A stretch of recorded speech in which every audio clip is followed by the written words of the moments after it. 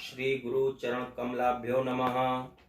ओमकार ज्योतिष संस्थान में ज्योतिषविद अवधेश कुमार पांडे आप सभी देशवासियों का हार्दिक अभिनंदन करता है। आज का शीर्षक है रामो विग्रहवान धर्मः। प्रभु की शुभ एवं असीम अनुकंपा से ये बताते हुए मैं गौरवान्वित महसूस कर रहा हूँ कि उपरोक्त शीर्षक हिंदी भाषा के प्रारूप में शायद ये प्रथम वीडियो है। अतः प्रभु की प्रेरणा से इस शीर्षक के महत्व को बताने का प्रयास कर रहा हूँ। जैसा कि सर्वविदित है कि अखिल जगत के प्रभु श्री राम की जन्मभूमि निर्माण हेतु श्री राम जन्मभूमि तीर्थ के नाम से न्यास का गठन 15 सदस्यीय न्यासधारियों द्वारा किया गया है। अब ये बताते हुए अत्यंत हर्ष हो रहा है कि श्री हनुमान जयंती पर्व के शुभ अवसर पर इसके प्रतीक चिन्ह को प्रकाशित किया गया है। इस लोगो को आप स्क्रीन पर देख सकते हैं। प्रतीक चिन्ह की विशेषता, इस प्रतीक चिन्ह में ऊपर वलयाकार अपनी परिधि पर ट्रस्ट का नाम लिखा हुआ है, जबकि धनुषधारी प्रभु श्री राम की सौम्य छवि को केंद्र में रखा गया है। साथ ही उनके परम भक्त बजरंगबली हनुमान जी के 2 चित्र अंकित हैं, जो नाम के पूर्व और पश्चात हैं। प्रतीक चिन्ह में सूर्य की तेजवान किरणों को भी दर्शाया गया है। लोगों पर आधार्य वाक्य रामो विग्रहवान धर्म अंकित किया गया है। रामो विग्रहवान धर्मा का अभिप्राय यह है कि श्री राम धर्म के मूर्तवान स्वरूप हैं। आइए पहले राम शब्द को समझें। पूर्व के वीडियो में 9 अंक का चमत्कार एवं भारत की कुंडली शीर्षक में मैंने बताया था कि राम ब्रह्म है। यदि राम का विच्छेद करें तो रा का अभिप्राय अग्नि से है, जिसका काम क्रोध एवं अहंकार को भस्म करना है। बड़ा आ का संबंध अदिति से है, अर्थात शून्य नारायण से है, जिसका काम मोह अंधकार का विनाश करना है तथा प्रकाशवान बनाना है। जबकि माँ का अभिप्राय चंद्रमा से है, जिसका काम त्रिविध ताप का संहार करना है तथा शीतलता प्रदान करना है। अंतो गत्वा रमन्ति इति रामः, जो रोम रोम में बसता है वही राम। राम नाम की महत्ता को श्री रामचरितमानस की अनेक चौपाई, दोहा, सोरठा, छंद इत्यादि में भी देखा जा सकता है, परंतु उनमें से मैं एक आपके समक्ष रखता हूँ। जब नामकरण संस्कार का समय आया तो राजा दशरथ जी ने मुनि गुरु वशिष्ठ से पूछा कि हे मुनि श्रेष्ठ, आपके मन में जो विचार हो वे नाम कहिए। मुनि श्रेष्ठ ने कहा, हे राजन, इनके अनेक अनुपम नाम हैं, फिर भी मैं अपनी बुद्धि अनुसार कहूँगा।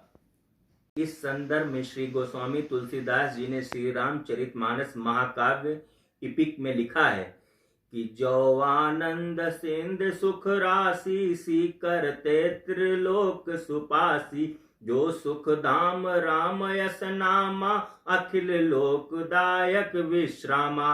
अर्थात यह जो आनंद के समुद्र और सुख की राशि है, जिस आनंद सिंधु के एक कण से तीनों लोक सुखी होते हैं, उन आपके सबसे बड़े ज्येष्ठ पुत्र का नाम राम है, जो सुख का भवन है और संपूर्ण विश्व को शांति प्रदान करने वाला है। ये और अन्य जानकारी आप सबको देता हूँ।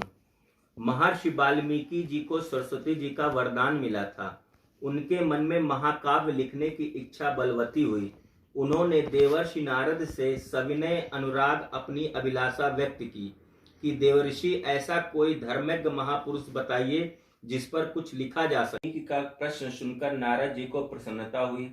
स्नेह पूर्वक उन्होंने कहा, मर्यादा का पुरुषोत्तर श्री रामचंद्र जी से बढ़कर धर्मवान पुरुष इस संसार में दूसरा नहीं है। रामो विग्रहवान धर्मः, श्री राम धर्म के मूर्तिवान स्वरूप हैं। उनके चरित्र का तात्पर्य धर्माचरण, धर्म संरक्षण और धर्म स्थापन है। रामचरितमानस धर्म की प्रांजल व्याख्या है। धर्म मर्यादा की स्थापना के साथ साथ उन्होंने शरणागत धर्म भी निभाया है। भी उन्हें परब्रह्म का अवतार मानती है। धर्म विमुख मारीच ने भी श्री राम के धर्म और उनकी धार्मिकता की भूरि भूरि प्रशंसा की है।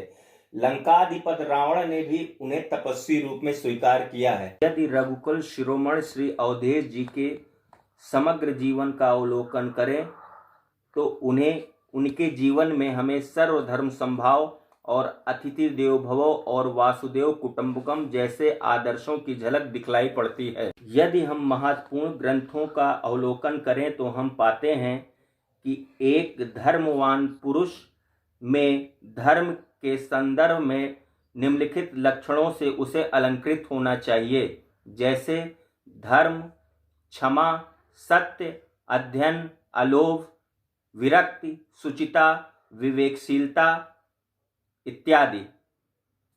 इसके अलावा उन्होंने पितृदेवो भव, मातृदेवो भव और गुरुदेवो भव के दर्शन का अनुसरण किया है। उसी प्रकार उन्होंने मानव देव भव का भी पालन किया है, अर्थात न मनुष्यात् श्रेष्ठतरम ही किंचित, मानव से बढ़कर और कुछ भी श्रेष्ठ नहीं है।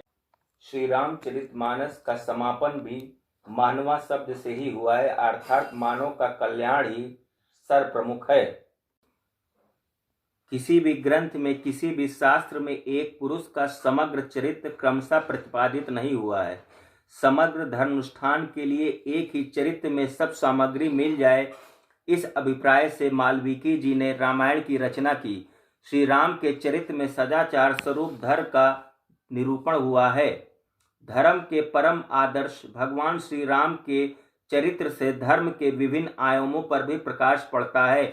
माता पिता, गुरु शिष्य, बंधु बांधव, सखा मित्र, पति पत्नी, राजा प्रजा के प्रति हमारे धर्म का जो आदर्श रूप है, उसका पालन धर्मपुत्र श्री राम ने अपने जीवन में सहज स्वाभाविक ढंग से किया है। उनके धार्मिक जीवन का श्री गणेश बाल्यावस्था से ही हो गया था। आचार्य परमो धर्म, आचार धर्म के प्रतीक श्री राम का सारा जीवन सदाचार का प्रतिबंधित रूप है। उनके द्वारा स्थापित राम राज्य सभी धर्मों के लोगों के लिए कंठहार बन गया है। इस प्रकार मर्यादा पुरुषोत्तम श्री राम का चरित्र चाहे जिस दृष्टि से परखा जाए वो सर्वथा आदर्श, शुभ तथा सदाचार संपन्न है। श्री राम का ये कथन उन्हीं के अनुरूप है। वे कहते हैं, सीते मैं अपना जीवन छोड़ सकता हूँ, लक्ष्मण को और तुम्हें भी छोड़ सकता हूँ, किंतु ब्राह्मण तथा धर्म की रक्षा के लिए की गई प्रतिज्ञा का त्याग असंभव है। अतः उपरोक्त विशेषताएं प्रत्येक चिन्ह का आधार रामो विग्रहवान धर्मा सूक्ति को चरितार्थ करती हैं। अगर आपको मेरा वीडियो पसंद आया हो तो इसे लाइक करें, सब्सक्राइब करें और बेल आइकॉन दबाएं। जय श्री राम, जय जय हनुमान। धन्यवाद।